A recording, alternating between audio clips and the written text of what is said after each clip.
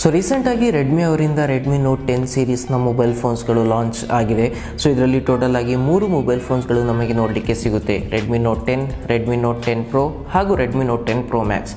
So ಈ mobile phone launch ಆಗೋ ಮುಂಚೆ ಬಹಳಷ್ಟು ಹೈಪ್ ಕ್ರಿಯೇಟ್ ಆಗಿತ್ತು. ಲಾಂಚ್ ಆದ ಮೇಲೂ ಕೂಡ ಹೈಪ್ ಕ್ರಿಯೇಟ್ ಆಗಿದೆ.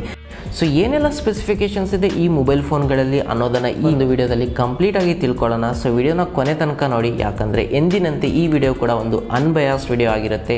ಯಾವುದೇ ಥರದ ಫೇಕ್ ರಿವ್ಯೂ ಆಗಲಿ ಅದು ಮಾಡಲ್ಲ. ನನಗೇನು ಅನಿಸುತ್ತೆ ಆನೆಸ್ಟ್ ರಿವ್ಯೂ, ಅದನ್ನು ರೆಡ್ಮಿ ನೋಟ್ 10 ಸೀರೀಸ್ ಬಗ್ಗೆ ತಿಳಿಸ್ಕೊಡ್ತೀನಿ. ಬನ್ನಿ ವಿಡಿಯೋನ ಶುರು ಮಾಡೋಣ.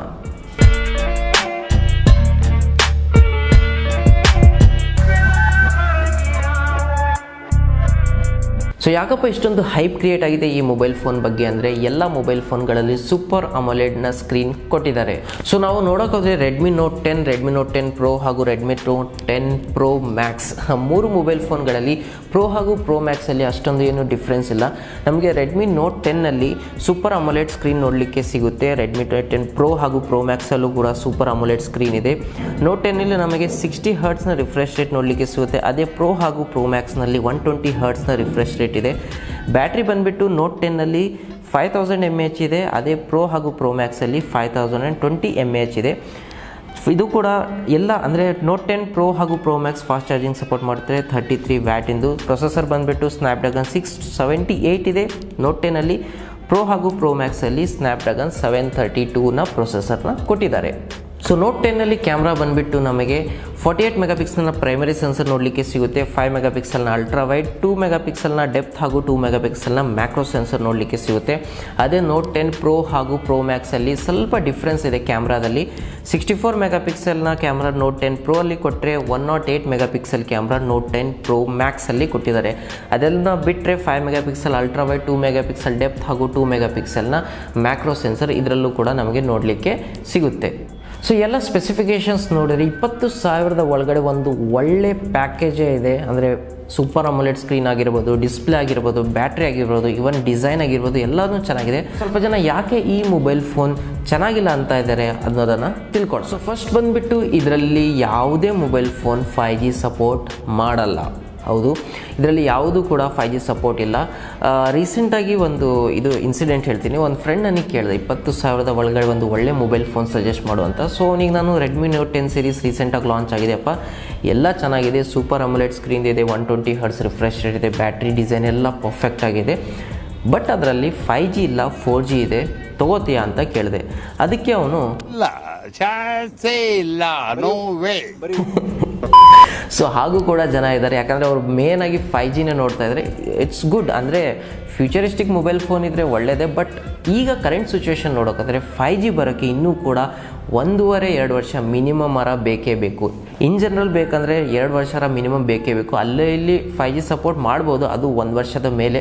ಬಟ್ ಇನ್ ಜನರಲ್ ಅಂದರೆ ಹೇಗೆ ನಾವು ಈಗ 4G ಯೂಸ್ ಮಾಡ್ತಿದ್ದೀವಿ ಹಾಗೇ ನಾವು 5G ಯೂಸ್ ಮಾಡಬೇಕಪ್ಪ ಅಂದರೆ ಇನ್ನೂ ಮಿನಿಮಮ್ 2 ವರ್ಷ ಬೇಕೇ ಬೇಕು.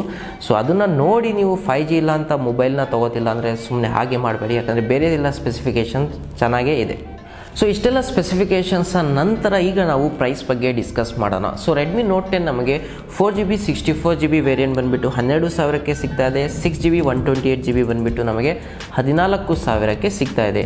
ಸೊ ನೀವು ನನಗೆ ಕೇಳಿದರೆ 6GB 128GBಗೆ ತೊಗೊಳ್ಳಿ, ಯಾಕಂದರೆ ಅದರಲ್ಲಿ ಸ್ಟೋರೇಜು ಚೆನ್ನಾಗಿದೆ, ರ್ಯಾಮ್ ಕೂಡ ಅದರಲ್ಲಿ ಚೆನ್ನಾಗಿ ಸಪೋರ್ಟ್ ಮಾಡುತ್ತೆ. ಸೊ ಈಗ ನಾವು ಡಿಸ್ಕಸ್ ಮಾಡೋಣ ನೋಟ್ 10 ಪ್ರೋ ಹಾಗೂ ನೋಟ್ 10 ಪ್ರೋ ಮ್ಯಾಕ್ಸಲ್ಲಿ ಯಾವ ಮೊಬೈಲ್ ಚೆನ್ನಾಗಿದೆ ಅಂತ. ಸೊ ಪ್ರೋ ಅಲ್ಲಿ ನಮಗೆ 3 ವೇರಿಯಂಟ್ ನೋಡಲಿಕ್ಕೆ ಸಿಗುತ್ತೆ. 664GB ಬಂದುಬಿಟ್ಟು 16,000 ರುಪೀಸ್, 6/128 ಬಂದುಬಿಟ್ಟು 17,000 ರೂಪಾಯಿ, 8/128 ವೇರಿಯೇಷನ್ ಬಂದುಬಿಟ್ಟು 19,000 ರೂಪಾಯಿ. ಅದೇ ನಮಗೆ ಪ್ರೋ ಮ್ಯಾಕ್ಸಲ್ಲಿ ಸಿಗ್ತಾ ಇದೆ 664 ಬಂದುಬಿಟ್ಟು 19,000 ರೂಪಾಯಿ, 6/128 ಬಂದುಬಿಟ್ಟು 20,000 ರೂಪಾಯಿ ಹಾಗೂ 8/128GB ಬಂದುಬಿಟ್ಟು 22,000 ರೂಪಾಯಿ. ಸೊ ಈಗ ಮೇನ್ ಕ್ವಶನ್ ಬರುತ್ತೆ, 8GB ರ್ಯಾಮ್ ತೊಗೋಬೇಕು ಅಥವಾ 6GB ರ್ಯಾಮ್ನ ತೊಗೋಬೇಕು ಅಂತ. ಸೊ ನಾನು ನಿಮಗೆ ಸಜೆಸ್ಟ್ ಮಾಡ್ತೀನಿ 6GB ರ್ಯಾಮ್ನ ತೊಗೊಳ್ಳಿ, ಯಾಕಂದರೆ 8GB ಜಾಸ್ತಿನೇ ಆಗಿಬಿಡುತ್ತೆ. 6GB ಇದ್ದರೆ ನಿಮಗೆ ಮೋರ್ ದೆನ್ ಅನಫ್. ಗೇಮಿಂಗ್ ಆಡ್ಬೋದು, ಹೆವಿ ಗೇಮಿಂಗ್ ಮಾಡ್ಬೋದು, ಹೆವಿ ಆ್ಯಪ್ಸ್ನ ಕೂಡ ನೀವು ಯೂಸ್ ಮಾಡ್ಬೋದು. ಸೊ ನೆಕ್ಸ್ಟ್ ಇದೆ 64 ಮೆಗಾಪಿಕ್ಸೆಲ್ ಕ್ಯಾಮ್ರಾ ತೊಗೋಬೇಕು, 108 ಮೆಗಾಪಿಕ್ಸೆಲ್ ಕ್ಯಾಮ್ರಾ ತೊಗೋಬೇಕು ಅಂತ. ಸೊ ನಾನು ಪ್ರಿಫರ್ ಮಾಡ್ತೀನಿ 64 ಮೆಗಾಪಿಕ್ಸೆಲ್ ಕ್ಯಾಮ್ರಾ. ಯಾಕಂದರೆ 108 ಅಂದರೆ ಅದು ಬರೀ ನಂಬರ್ ಗೇಮ್ಸ್, ಸ್ವಲ್ಪ ಡಿಫ್ರೆನ್ಸ್ ಕಾಣಿಸ್ಬೋದು, ಜಾಸ್ತಿ ಏನಿರಲ್ಲ. ಬಟ್ 64 ಮೆಗಾಪಿಕ್ಸೆಲ್ ಕ್ಯಾಮ್ರಾ ನಿಮಗೆ ಒಳ್ಳೆ ಇಮೇಜ್ ಔಟ್ಪುಟ್ಟೇ ಕೊಡುತ್ತೆ. ಸೊ ಓವರಾಲ್ ಹೇಳಬೇಕಪ್ಪ ಅಂದರೆ ನಿಮ್ಮ ಹತ್ರ ಬಜೆಟ್ ಕಡಿಮೆ ಇದೆ ನೋಟ್ 10ನ ತೊಗೊಳ್ಳಿ. ಪ್ರೋ ಹಾಗೂ ಪ್ರೋ ಮ್ಯಾಕ್ಸಲ್ಲಿ ನೋಡ್ತಾ ಇದ್ದೀರಾ ಅಂದರೆ ಐ ಸಜೆಸ್ಟ್ 6GB ಹಾಗೂ 128GB ನೋಟ್ 10 ಪ್ರೋ ತೊಗೊಳ್ಳಿ. ಪ್ರೋ ಮ್ಯಾಕ್ಸಿಗೆ ಹೋಗಬೇಡಿ, ಯಾಕಂದರೆ 8GB ಏನು ಯೂಸ್ ಆಗಲ್ಲ, 6GB is more than enough. ಹಾಗೂ 108 ಮೆಗಾಪಿಕ್ಸೆಲ್ಗೆ 2000 ಜಾಸ್ತಿ ಕೊಡ್ತಾ ಇದ್ದೀರಾ, ಬೇಡ. ಸುಮ್ಮನೆ 64 ಮೆಗಾಪಿಕ್ಸೆಲ್ನ ತೊಗೊಳ್ಳಿ. ಅದ್ರ ಜೊತೆಗೆ 6GB ಹಾಗೂ 128GB ವೇರಿಯೇಷನ್ ತೊಗೊಳ್ಳಿ. ನಿಮಗೆ ಎಷ್ಟೊಂದು 17,000 ಏನೋ ಬೀಳುತ್ತೆ. ಸೊ ಇದೊಂದು ಒಳ್ಳೆ ಬಜೆಟ್ಗೆ ನಿಮಗೆ ಒಳ್ಳೆ ಮೊಬೈಲ್ ಫೋನೇ ಸಿಗುತ್ತೆ. ಸೊ ಫ್ರೆಂಡ್ಸ್, ಇವತ್ತಿನ ಈ ಒಂದು ವಿಡಿಯೋದಲ್ಲಿ ಇಷ್ಟೇ. ಐ ಹೋಪ್ ನಿಮಗೆ ವಿಡಿಯೋ ಇಷ್ಟ ಆಗಿರಬಹುದು. ವಿಡಿಯೋ ಇಷ್ಟವಾದಲ್ಲಿ ವಿಡಿಯೋನ ಲೈಕ್ ಮಾಡಿ, ಹಾಗೆಯೇ ನಿಮ್ಮ ಫ್ರೆಂಡ್ಸ್ ಜೊತೆ ಕೂಡ ಈ ವಿಡಿಯೋನ ಶೇರ್ ಮಾಡಿ.